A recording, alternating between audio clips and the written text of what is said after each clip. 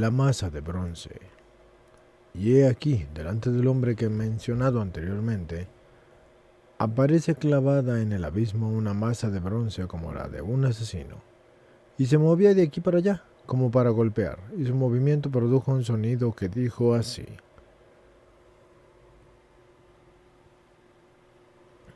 palabras de la masa de bronce.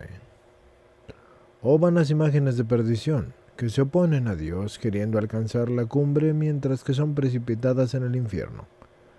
Yo les arrebato todo el honor y les alejo de cualquier felicidad, y los derribo en la confusión y les rechazo como un podrido cadáver, porque están en la garganta de la antigua serpiente, y de su boca ustedes burbujean para engañar a los hombres.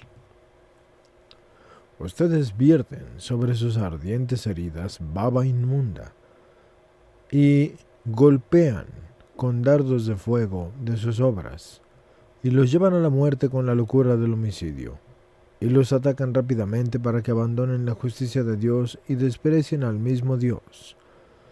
Y con estas maquinaciones ustedes quieren conducir la confusión, y quieren llevar a la confusión a todas las obras de Dios, y por lo tanto yo emprenderé la guerra contra ustedes y les ahuyentaré.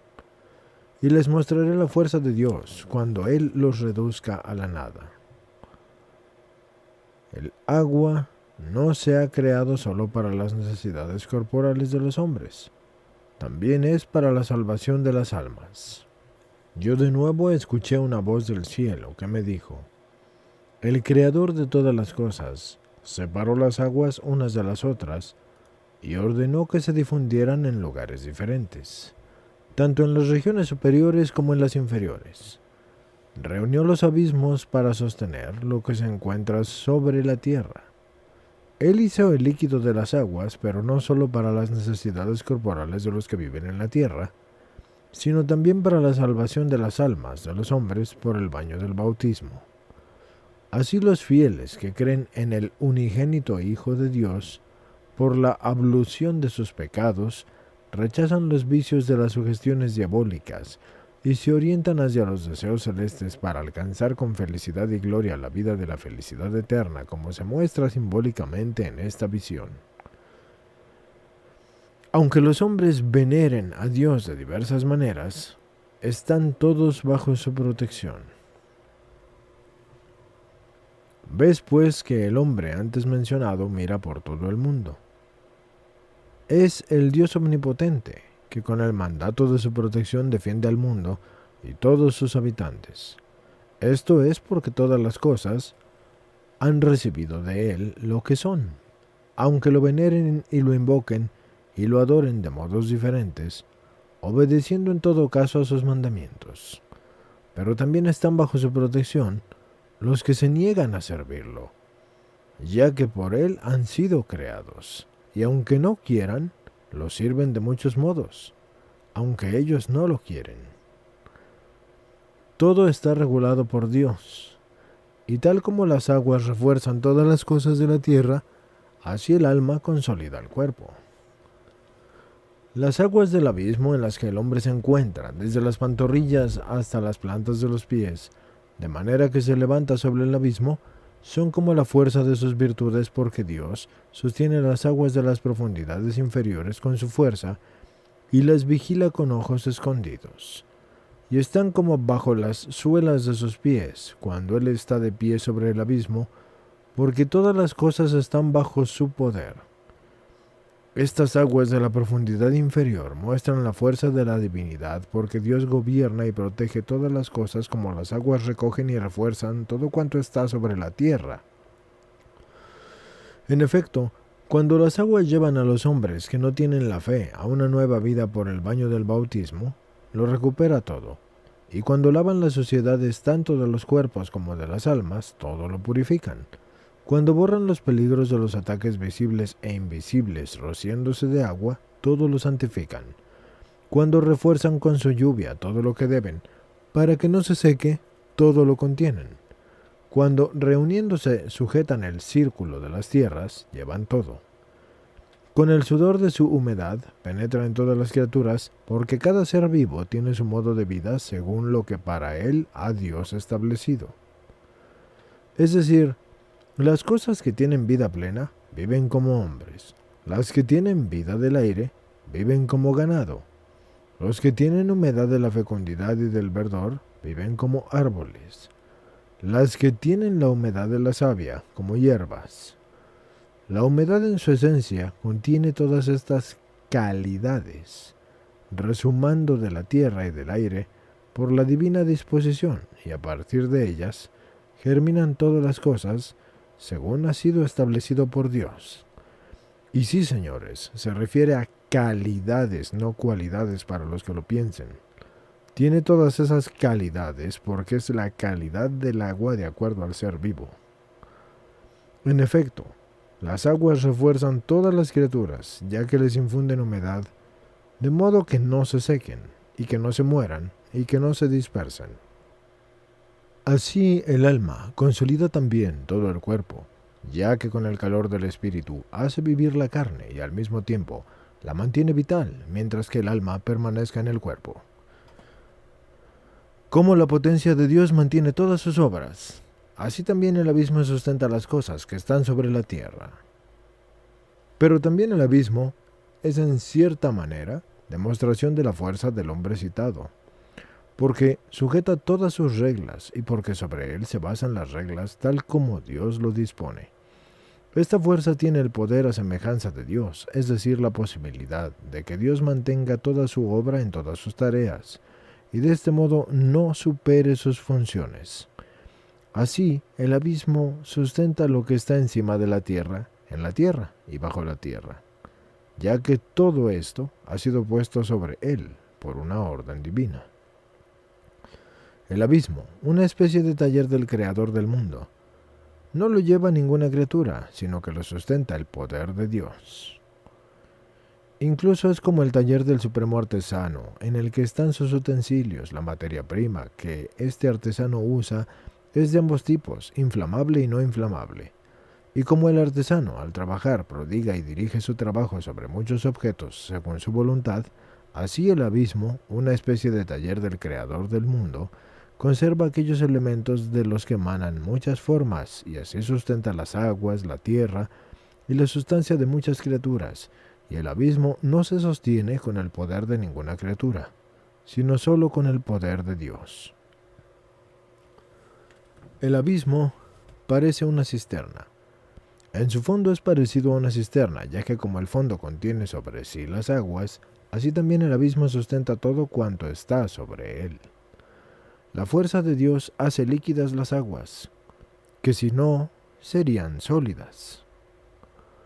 Y he aquí que de las pantorrillas del hombre sale como el sudor, y sale un tipo de aire que mueve de modo diferente todas las aguas del abismo, porque por la fuerza de Dios, el aire, que viene con dulzura y vuelve líquida la masa de las aguas, las difunde por aquí y por allá, y las hace correr por toda la superficie de la tierra, y las mantiene así, de modo que al avanzar o al apartarse, o al crecer o al menguar, no superen su justa medida, sino que conserven el límite que les ha sido asignado ya desde el principio.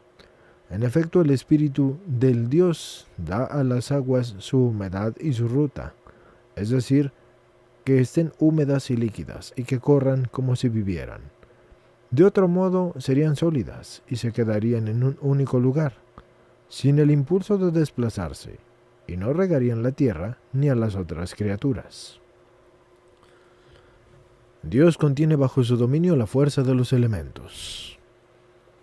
Él comprime con los pies la fuerza de los elementos que están sobre la tierra, en la tierra y bajo la tierra. Es decir, que Dios tiene en su firme poder el orden de los elementos que prosperan entre las criaturas y que están sobre, en y bajo la tierra. Y este poder es fuerte contra todo, y controla todas las cosas para que no se agiten antes del tiempo que les ha sido decidido por Dios y establecido para ellos, y para que no transmitan así el terror a las demás criaturas. Dios exhorta a los fieles a escuchar su admonición, si no, sentirán sus golpes. Él exhorta también a los creyentes a prestar la atención a su admonición.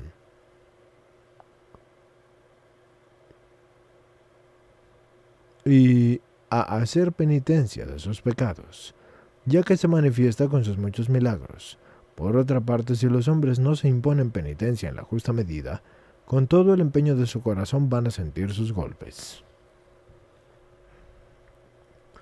El alma del hombre que anhela a Dios une con toda su fuerza todas sus obras con el deseo celeste.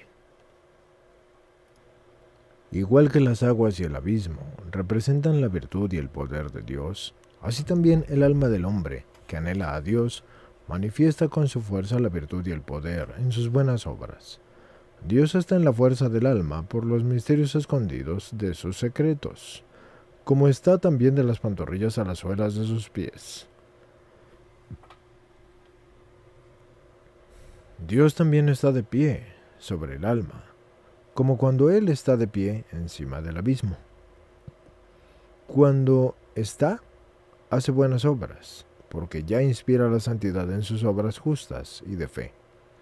Y estas fuerzas del alma, reforzadas y hechas constantes por la estabilidad contra las artes diabólicas gracias a la ayuda divina, constituyen en cierto sentido la fuerza de la virtud de este hombre. Esto es porque, cuando reniegan del diablo y reconocen a Dios, restauran todas las cosas a la justicia. Cuando se lavan de la suciedad y del contagio de los pecados con la contrición de las confesiones, todo lo purifican. Cuando evitan los males y los peligros de la muerte, haciendo el bien, todo lo santifican. Cuando riegan sus buenas obras con la efusión de las lágrimas para que no disminuyan, todo lo contienen. Cuando están en armonía unos con otros en la unanimidad de las virtudes santas, todo lo llevan. Cuando hace todo esto, entonces desbastan todas sus obras con verdadera y suave compunción, y las unen con el deseo celeste, tal como Dios ensambló el mundo para que no se disolviera. Los mandamientos divinos se han dado para que el alma fiel los cumpla. El alma es también la fuerza del poder de Dios cuando pisotea a la antigua serpiente por la gracia divina y cuando al hacer trabajos virtuosos imita a Dios. Esto es casi la demostración de todo aquello que el hombre puede hacer, ya que cuando observa con buena disposición y recta voluntad los mandamientos divinos, es como si apoyara todas sus disposiciones, porque estos mandamientos han sido dados y manifestados para que puedan ser cumplidos en el alma fiel. Y estas disposiciones se basan en ellos, y el alma es como un edificio y templo del eterno Creador, y es como el taller del supremo artesano, porque contiene solo las obras justas y santas, y todo lo que concierne a la vida santa, que Dios le dará a sus fieles, como son los utensilios del artesano. Cuando el alma persigue la santidad, el Espíritu Santo hace subir sus fuerzas de virtud en virtud. Cuando el alma del hombre persigue la santidad, muy a menudo Dios obra milagros en ella y por ella, de modo que los demás se asusten y se sorprendan por algo desconocido. En efecto, el Espíritu Santo, soplando al alma que es fiel, con la suave dulzura de la fuerza de los dones de Dios, hace ascender admirablemente las fuerzas del alma de virtud en virtud, tal como el aire humedecido, con el sudor de las piernas del hombre. Ese aire se mueve de diversos modos, y así también mueve todas las aguas del abismo. Dios Padre, por la humanidad de su Hijo, frena las tentaciones que seducen el alma del hombre. Por lo cual, este hombre, es decir, Dios, estorba las tentaciones y los asaltos que engatusan el alma del hombre con provocaciones espirituales de la carne y del infierno.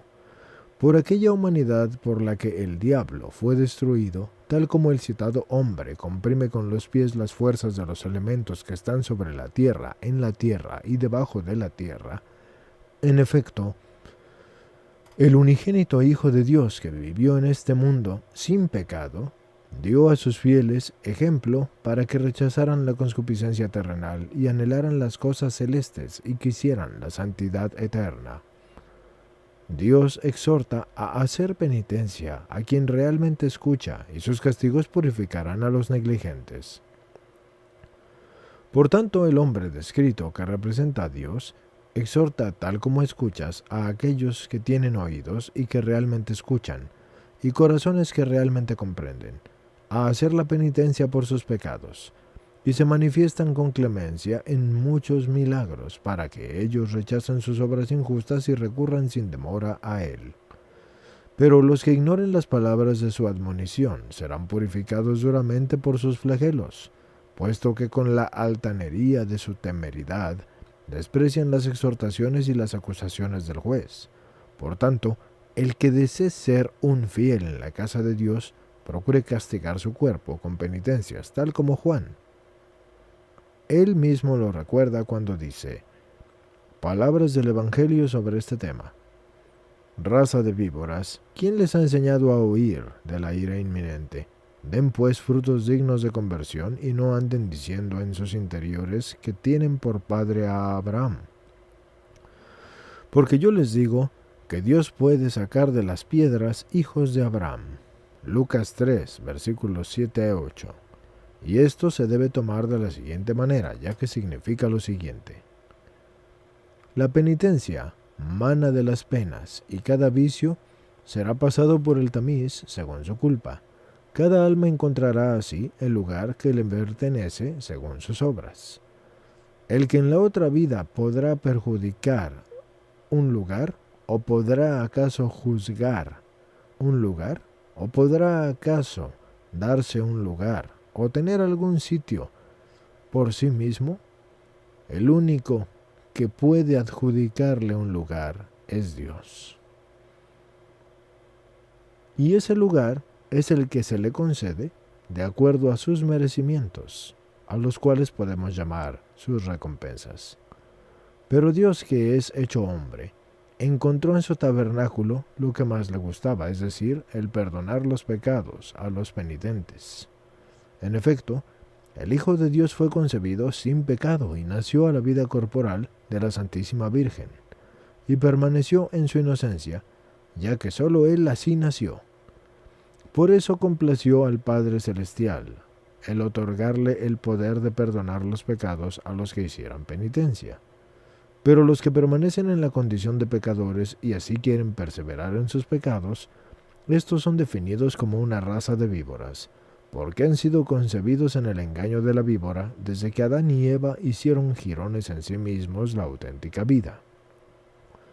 Es por este motivo que perdieron la santa inocencia y engendraron a sus hijos en la mortalidad de los pecados, hasta que fueron restaurados a la vida por la carne pura del Hijo de Dios. ¿Quién entre los hombres que nacen de este modo en el pecado les ha hecho creer a ustedes que ustedes viven entre muchos crímenes y que se puede evitar el castigo de la venganza y de la indignación de Dios que se abate sobre los que no quieren arrepentirse? La cita anterior muestra claramente que el hombre no puede de ningún modo huir del castigo de Dios porque no pudieron evitarlo ni el primer ángel, ni Adán, ni sus hijos. Y en efecto, quien desde el principio combatió contra Dios, cayó derrotado.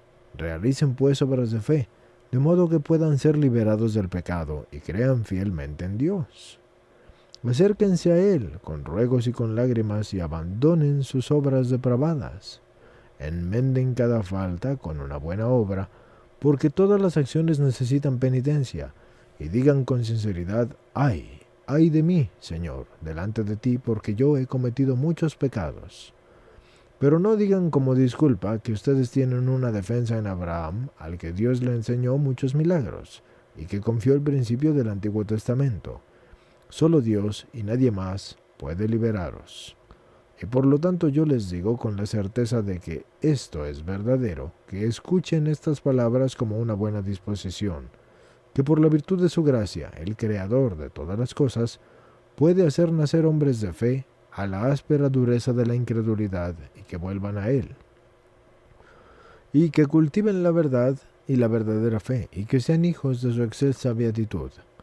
El Hijo de Dios es la piedra angular, de la que descienden y de la que se harán las nuevas piedras, es decir, los santos, ya que Él es santo, y los santos permanecen en Él. La habilidad de los justos rechaza los vicios que intentan pervertir los sentidos de los fieles.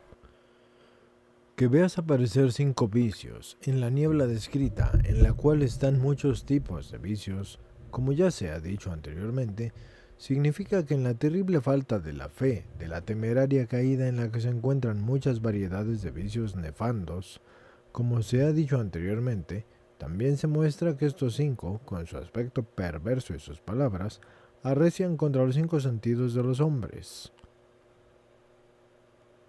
Por todos los medios, intentan engatusar y transformar los sentidos de los fieles en perversión contraria a Dios, aunque la límpida mirada y el empeño constante de los justos los rechacen de sí con la ayuda divina y no les permitan el dominarlos. La fatuidad, su comportamiento y su sentido. La primera imagen quiere representar a la fatuidad y es la primera entre los demás vicios, por sus palabras mentirosas, porque no quiere la verdad, sino que con sus gracias induce al mal sin permitir estar en paz. Desde la coronilla de su cabeza hasta sus lomos, la imagen tiene la forma de un joven, ya que los que eligen este vicio imprimen la incontinencia en sus palabras y hechos y asumen en su vanidad un comportamiento desenfrenado de todas las maneras posibles, cuando dispersan todo su interés aquí y allá, según su voluntad, por la necedad de su corazón. De sus lomos hacia abajo tiene forma de cangrejo, es decir, de lo que un cangrejo tiene de la cabeza hacia abajo, porque tales hombres descienden de la incontinencia a la inconstancia, y cuando antes dijeron alabanzas, luego profieren difamaciones y conectan un mal principio con un mal fin. Tiene el pelo negro y está completamente desnuda porque este vicio, al producir repugnante y desmedida suciedad en las mentes de los hombres, los privan de todos los tipos de vergüenza y de pudor y los persuaden a dirigir sus palabras ya sea a adular o a denigrar a los demás, y como el vicio mismo lo muestra en su discurso anteriormente referido, le contesta el respeto, que considera este vicio como el barro de sus zapatos. La frivolidad, su comportamiento y su sentido. La segunda imagen representa la frivolidad y acompaña a la fatuidad porque cae en la inestabilidad, mientras que induce a la inmoderación a todo lo que está bien ordenado. Tanto es así que actúa como si Dios tuviera un límite o tuviera un final. Tiene aspecto infantil porque no reflexiona sobre el cielo con alegría ni sobre la tierra con cuidado, sino que solo ve en el círculo de los elementos su inconstancia vacía, no considera nada correctamente, ni distingue nada justamente, sino que realiza todas sus obras de una manera infantil. No tiene pelo en su cabeza y tiene cara y barba de anciano, porque al hundir su mente en el aburrimiento se aleja del honor y de la sabiduría, aunque desea aparecer ante los hombres con un aspecto exterior venerable y virtuoso, como conviene a un devoto. Cuelga en la oscuridad escrita, envuelta en un paño, como en una cuna, y está columpiada por el viento, oscilando aquí y allá. Y esto es porque los hombres que se dan a este vicio quedan atrapados por la incredulidad en el impedimento que ha construido su voluntad, como si descansaran tranquilamente, pero las tentaciones diabólicas les derraman por las diferentes y varias vanidades de sus muchas actividades y juegos desconocidos. No empiezan nada correctamente y no acaban nada correctamente. Solo corren por aquí y por allá en continuo desplazamiento, como el de una nube agitada siempre, errantes en todo momento, y eligen lo desconocido y buscan sitios extraños para morar, pero en todo caso no se paran nunca. No se ve que lleve otras prendas encima, porque tales hombres no se revisten de honesta estabilidad, sino que siempre proceden vacilando en la inestabilidad. De vez en cuando se levanta de ese paño o se esconde en él, porque estos hombres a veces quieren abandonar su propia voluntad y asumir una actitud de mayor reverencia, pero también esconden su propia voluntad cuando rechazan el decir a alguien lo que planean hacer. Actúan tan inducidos por este vicio, que no buscan la tranquilidad auténtica, ni la estabilidad, sino que solo quieren vagar por todas partes y mostrarse en todo lugar con arrogancia, como este vicio mostró en las palabras referidas anteriormente. Sin embargo, la estabilidad prudente le refuta su parlamento y aconseja que cada fiel busque la honesta estabilidad, y también le dice que debe haber con Cristo, como está escrito. Palabras del Cantar de los Cantares. Indícame, amor de mi alma, dónde apacientas el rebaño, dónde lo llevas a sestear a mediodía, para que no ande yo como un errante tras los rebaños de tus compañeros. Cantar de los Cantares 1, versículo 7. Y esto quiere decir lo siguiente: la sabiduría ha pronunciado estas palabras por Salomón. Salomón, cuando se dio cuenta de que estaba imbuido de sabiduría, habló a la sabiduría con la intimidad del amor, como si fuera una mujer. Y la sabiduría dijo: entonces me levanté y sacudí mi capa y lo regué de centenares de miles de gotas de rocío. Con este regalo, Dios se refiere al hombre, y así hablan el uno con el otro. En efecto, tal como ordenaba todas las cosas cuando recorría el círculo del cielo, así hablé por la boca de Salomón sobre el amor del Creador por la criatura y de la criatura hacia el Creador. Dije: ¿cómo el Creador adornó a la criatura cuando la creó, ya que la quiso intensamente? ¿Y cómo la criatura le dio un beso al Creador cuando le obedeció, ya que en todo se mostró obediente? La criatura también recibió el beso de su Creador porque Dios la proveyó de todo lo necesario. Pues yo comparo el amor divino del Creador por la criatura y de la criatura hacia el Creador. Y con el amor y el pacto con el cual Dios junta al hombre y a la mujer para que establezcan descendencia, como por otra parte toda criatura procede de Dios, así toda criatura en su tarea tiene la mirada vuelta a Dios y no cumple nada sin su instrucción, tal como la mujer se fija en su marido para cumplir lo que le dice y como a él le gusta. Del mismo modo, la criatura se siente atraída por su Creador cuando le obedece en todo, y el Creador asiste a la criatura cuando la infunde en fuerza vital y fuerza. Pero la criatura se vuelve negra cuando deja de cumplir alguna obligación del juicio divino. En cambio es bella cuando cumple correctamente con todas sus tareas, por lo que la fama de esa criatura se extiende a los que comparten el destino de la vida, ya que cumple bien y ordenadamente todo lo que debe. La sabiduría también habla al Creador con un amor apasionado, como si hablara a su amado, pidiéndole que la provea de alimento y que le dé el descanso en su virtud, y los recibe rápidamente para que en su caminar no se dirijan a los ídolos que falsamente usurpan el nombre de Dios. Según esta comparación, el hombre con buena disposición en su alma, que es la criatura por excelencia, busca un beso de Dios cuando obtiene la gracia, y con suspiros desea ser atraído por él para correr sin cansarse de su dulzura. Y cuando la sombra del pecado lo hace negro, la penitencia lo hace de nuevo hermoso, y es tanto así que hasta las hijas de Jerusalén celeste proclaman el santo y el buen perfume de su buena fama, cuando se eleva de sus pecados, gracias a la admonición divina. Por tanto, el hombre también habla a Cristo como su Redentor, diciendo: por la belleza de tus mandamientos que sigo con mi alma, tú que me redimiste y me levantaste de la muerte, muéstrame la naturaleza humana que recibiste de la Virgen y por la que llevaste a cabo toda tu labor, como la de los buenos aromas que perfuman en el jardín de los aromas. En efecto, la humildad de tu humanidad regó toda tu obra como el rocío cae del cielo sobre la tierra para regarla. También enséñame dónde descansaste en la sepultura de la muerte, ya que en la plenitud de la fe, el pleno calor del sol, es decir, el calor del Espíritu Santo, inundó a los fieles cuando después de tu resurrección y ascensión al cielo, por el Espíritu Santo la ley antigua se cambió a otra de mayor profundidad, para que yo no dirija mi camino por aquel tortuoso vagar, es decir, que no tenga que atravesar por las antiguas reglas de la ley o por los antiguos filósofos que se encontraron contigo, aunque pronunciaran lo que dijeron con sabiduría gracias a la divina inspiración. No quiero hacer esto, porque no quiero volver ni por las sórdidas costumbres, ni por la pereza de las obras que solo sirven para alejarme de cualquier provechosa felicidad. El maleficio, su comportamiento y su sentido. La tercera imagen que representa al maleficio sigue aquí a la frivolidad, ya que cuando los hombres, sin temor, vagan alrededor del territorio del maleficio con artes diabólicas, van a investigar en las criaturas lo que no es esencial, hasta hallar en cualquier sitio lo que quieren, abandonando a Dios. El diablo se ríe de este comportamiento y les hace tropezar en muchos obstáculos. La figura tiene cabeza de lobo y cola de león, porque los hombres que están entregados a este vicio investigan con artes diabólicas en las criaturas lo que quieren saber.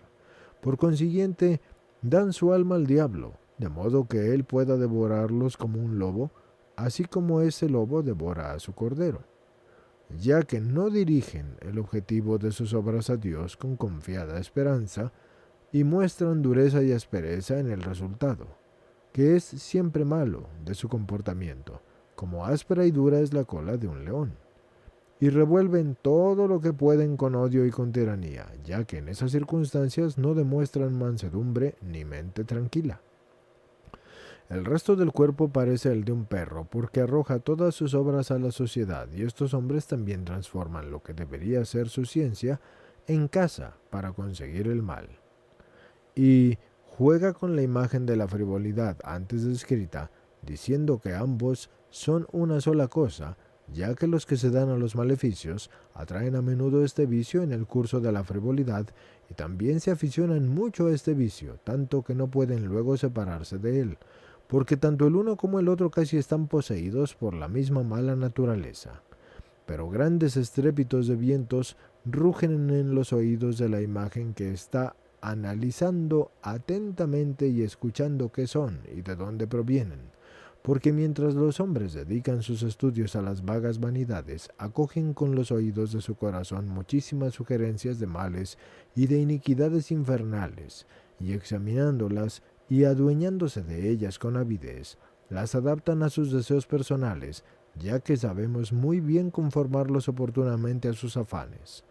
Esta imagen ensalza los vientos como si fueran dioses, porque los incrédulos que aceptan las artes persuasorias diabólicas, que están colmados de alegría, les muestran gran veneración con ritos de culto y adoraciones en el secreto de sus corazones, como si por su medio pudieran conseguir lo que desean.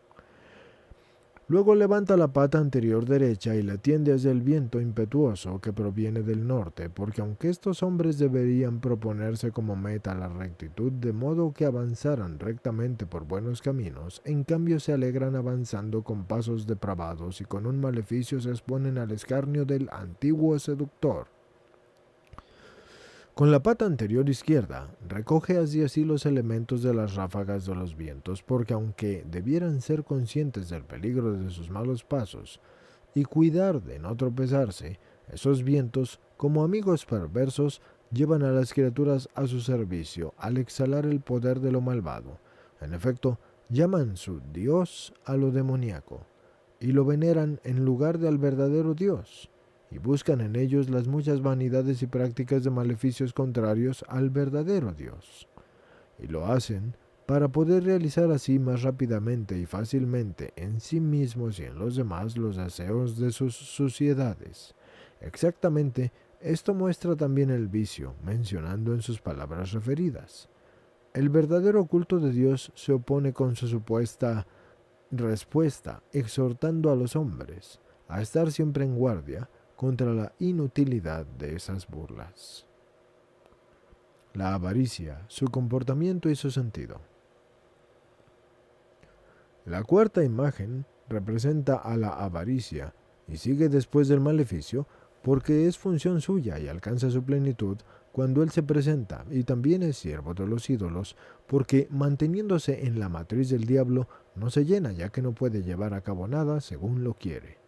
Se presenta con un aspecto de hombre porque desea las cosas de la tierra y no las del cielo, salvo que no tiene pelo en su cabeza, es decir, que no practica ninguna honestidad en su voluntad. Tiene la barba de un macho cabrío porque quiere ataviarse de la obscenidad y tiene pupilas pequeñas y lo blanco de sus ojos es grande. Y esto quiere decir que no se alegra del éxito de los demás, sino que muestra en su mirada toda su horrible envidia. Con gran vigor, inspira y expira el viento por su nariz, porque con su deseo indiscreto atrae hacia sí a la concupiscencia mundana, y luego la rechaza para después volver a acapararla con mayor avidez. Y de lo poco quiere recuperar mucho, y de lo moderado quiere recibir grandes resultados. Sus manos son de hierro, porque sus acciones se traducen en muchos robos con dureza y aspereza. y tiene las piernas ensangrentadas porque usa su fuerza para saciar el ansia de producir derramamiento de sangre y porque mata a los otros hombres por sus personales intereses. Los pies como de león, ya que dirige todos sus pasos por el camino de la ferocidad y el botín sin respetar dónde encuentre algo de qué adueñarse, y lleva puesta una túnica tejida con colores blancos y negros que están mezclados porque arranca todas las riquezas que puede, tanto justa como injustamente adquiridas, sin preguntar a nadie de dónde provienen o de quién son. La túnica parece anudada en la parte superior, pero en la inferior, a la altura de las piernas, se extiende en toda su amplitud, ya que señala, a veces con su hipocresía, que roba a los religiosos entregados al espíritu, que ya tendrán recompensa celestial, mientras que difunde a los seglares, que viven del mundo y que soportan el peso de los cuidados terrenales, los amplios pliegues de su vestido, para depredarlos, gracias a su buena fama. Y sobre su pecho aparece un buitre de un color negro porque la voracidad de sus muchos robos alimenta su mala conciencia con la negrura de su avidez. Tiene clavadas las garras sobre el pecho, es decir, que dirige sus pasos según la voluntad de su conciencia, puesto que hace todo lo que desea, pero dirige la espalda y la cola a la imagen porque se entrega con todas sus fuerzas a realizar sus iniquidades por avaricia de todos los modos en que puede. En su presencia hay un árbol que hunde las raíces en la gehenna y cuyos frutos son manzanas de pez y de azufre.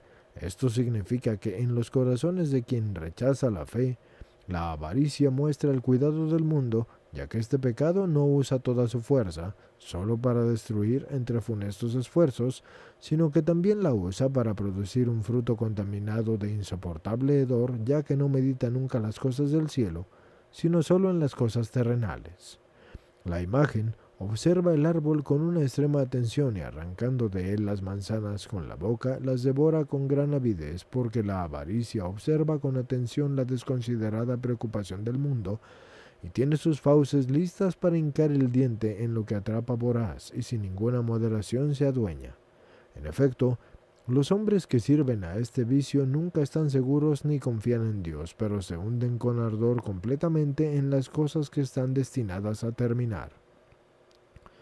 Esta imagen también está rodeada de muchos y horribles gusanos, porque la avaricia está ceñida por indescriptibles y monstruosas artes diabólicas que producen un gran ruido con cola y un gran movimiento en las tinieblas que se han descrito antes, ya que con la fuerza y con el cumplimiento de su iniquidad provocan muchos estrépitos e inconmensurables inquietudes en las tinieblas de la incredulidad, puesto que no permiten a nadie gozar sus cosas en paz y tranquilidad, y esto también lo hacen gracias a los hombres malvados. Mueven el agua con los golpes de sus colas, como los peces, es decir, cuando están reforzados por la perversidad de los trabajos depravados que han hecho. Entonces molestan la pureza del conocimiento bueno de las almas buenas, tanto que sustraen a los demás lo que es suyo, y tercamente lo acumulan como el vicio mismo expone claramente con sus anteriores palabras. El desprendimiento total se opone a la avaricia y advierte a los fieles que los dones de Dios deberían ser suficientes para ellos, para no caer en la amargura de la áspera infelicidad, dándose con insolencia a la avaricia, tal como Jeremías lo testimonia cuando dice a propósito de algunos que tuvieron este vicio. Palabras del profeta Jeremías sobre este tema. ¿Dónde están los príncipes de las naciones y los que dominan sobre las bestias de la tierra, los que juegan con las aves del cielo y los que atesoran la plata y el oro en que confían los hombres? ¿Y los que amontonan con muchas preocupaciones el dinero? No dejan rastros de sus obras. Baruch 3, versículos 16 al 18. Esto significa lo siguiente. ¿Dónde están y qué recompensa tienen los que oprimen las naciones con su tiranía? Se encuentran indudablemente en lugares horrorosos y repugnantes que sus obras les han procurado. Han recibido la remuneración del castigo, ya que han abandonado las reglas de la ley, y en aquella dominación con que capitanearon los pueblos se creyeron dioses, y con avaricia consumieron las posesiones de la gente, y ejercen su dominio sobre fieras que viven en su fiereza, y no conocen sobre la tierra sino lo que es bestial. Usan su poder de controlar esos animales como si los hubieran hecho sin pensar que Dios creó los animales para el servicio de la gente. Por consiguiente, abandonan la altura y la anchura de las recompensas más altas, ya que solo actúan según su propia voluntad. No elevan sus mentes a Dios, sino que son esclavos de la avaricia, y por lo tanto no reciben sino las recompensas de las bestias en las más terribles tinieblas. Y como los pájaros que atraviesan el aire satisfacen las mezquinidades de sus placeres, abandonando la sinfonía del Espíritu Santo con que deberían alegrarse de los mandamientos de Dios, cambian sus alegrías, haciéndolas parecidas a las de los pájaros. Con ellos se alegran en un inconstante aletear, pero lo tanto sufrirán grandes castigos, porque no sirven a Dios. Con injustas adquisiciones e injustos provechos se ganan la plata de la mortalidad y el oro de la perdición, en los cuales ponen su esperanza haciendo caso a las cosas de la tierra y no a las del cielo, tanto que no establecen término ni medida a su afán de acaparar, y no quieren la plata de la ciencia del bien, que acumula las obras más santas, la armonía celeste, y así desprecian el oro de la sabiduría por el que los fieles se sujetan sabiamente a la discreción de Dios. En efecto, los mandamientos divinos han sido puestos en volúmenes como normas dadas a favor de los hombres, para que no se les entreguen al olvido, sino que sean observados por los hombres justos y santos. En cambio, esos que reniegan de todo eso, eligen para sí recompensas mortales, por lo cual obraron como mortales hacia la muerte. También confían en su dinero de varios modos y se preocupan de que no les sustraigan las cosas terrenales y caducas. Por tanto, sus obras no podrán durar, ya que habiendo sido realizados en una vanidad, en la vanidad se disolverán, y rechazan la fe y la sumisión a Dios, y hacen todo lo que quieren en el mundo terrenal, diciendo: Dios hace todo lo que quiere y nosotros haremos lo que queramos. De este modo, expulsan la santidad de las santas obras que brillan como plateadas gracias a las buenas virtudes, y aparecen armoniosas cuando las virtudes toman forma. Concentran todas sus preocupaciones en la abundancia de las riquezas según los deseos de su corazón, sin tener ningún cuidado de la salvación de sus almas, y por tanto en sus obras malvadas no se encuentra huella de ninguna utilidad o de ningún mérito para la salvación, porque todas las acciones que realizan se extinguen achicharradas, y al ejercer su avaricia mueren en la muerte. La tristeza de la vida en el mundo y su comportamiento y su sentido. La quinta imagen que representa la tristeza de la vida en el mundo sigue a la avaricia, porque cuando los avaros no pueden tener lo que desean, se abaten con la tristeza, a la que no logran liberarse con facilidad.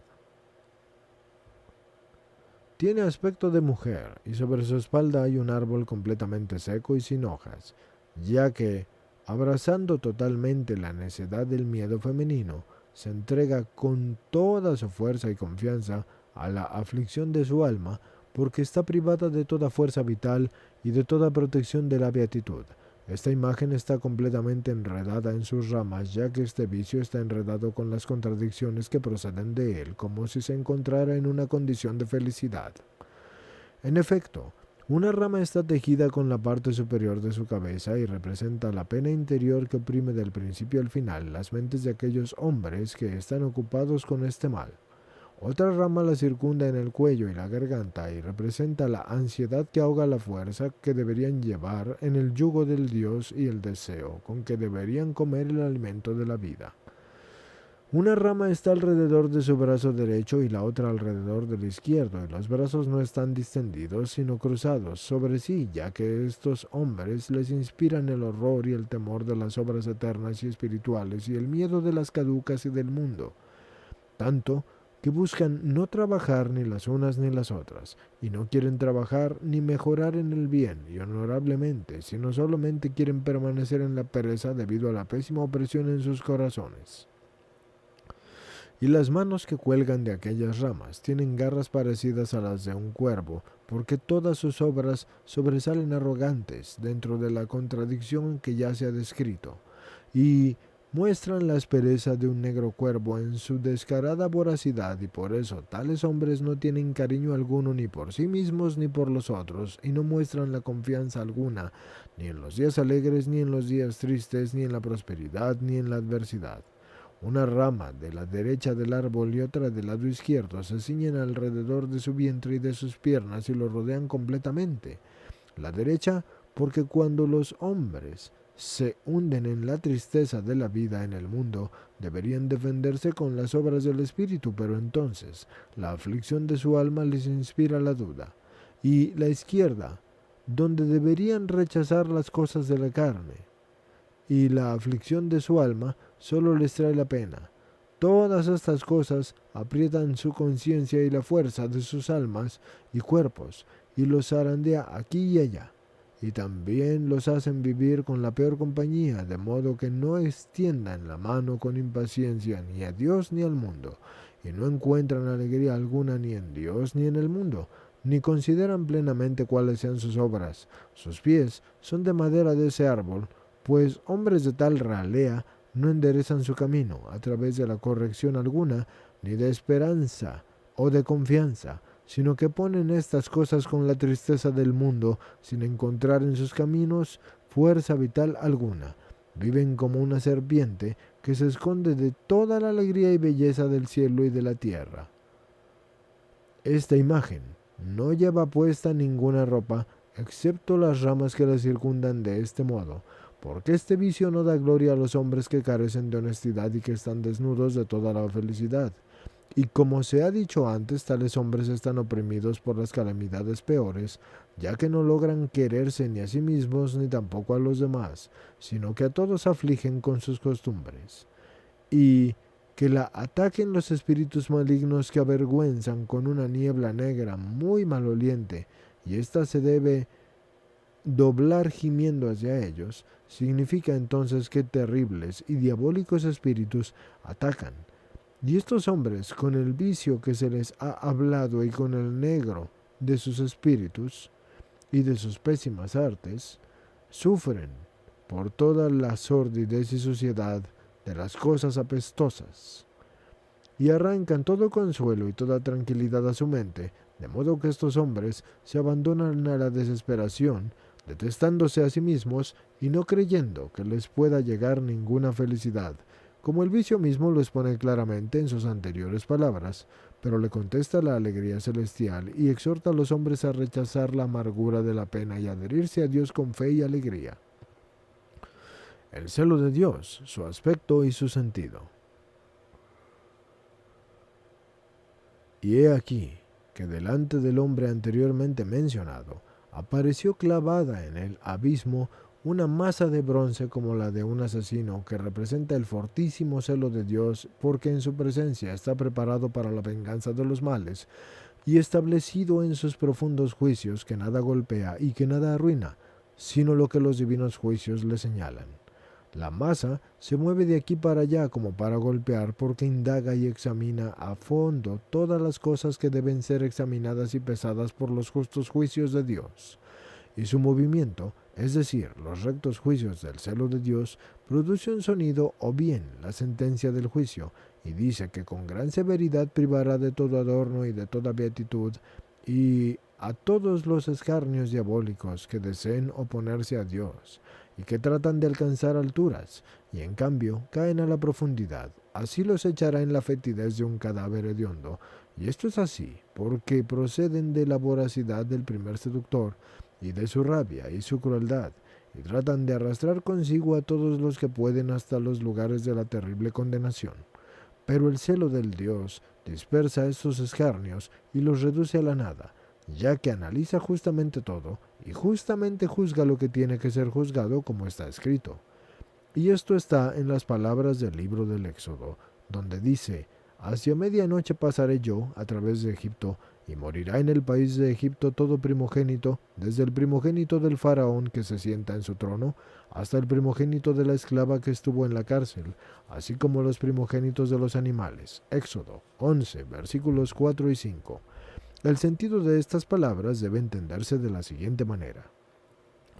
Esto significa que cuando la iniquidad se hizo tan fuerte que pensó que nadie podría vencerla, Dios en su celo destruyó todo principio y toda cabeza que avanzaba en la perversidad de las tinieblas de la incredulidad, es decir, en el primer acto de soberbia del diablo, soberbia que se preparó una sede en el reino de los infiernos hasta el principio de la transgresión de Adán, cuando él se dejó capturar y encarcelar y se sometió al diablo. En efecto, Dios, verdadero y justo juez, encajonó la soberbia del diablo en la desesperación de la perdición, y con acérrimo castigo traspasó la transgresión de Adán, y con este acto debilitó todos los demás vicios, puesto que todos los vicios están atados a la soberbia del diablo y a la transgresión de Adán. También destruye todo vicio del pensamiento perverso cuando examina los pensamientos de los hombres, porque los debilita en la cabeza del hombre y luego los borra completamente y sin ninguna excepción.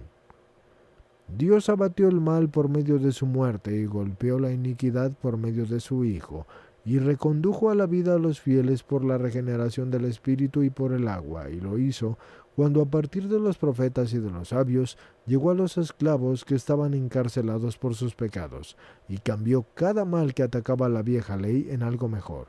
Y él, al punto, desbarató ya desde el principio los vicios, cuando extinguió en la nueva ley la desobediencia y la lujuria para que pudieran crecer muchas virtudes allí.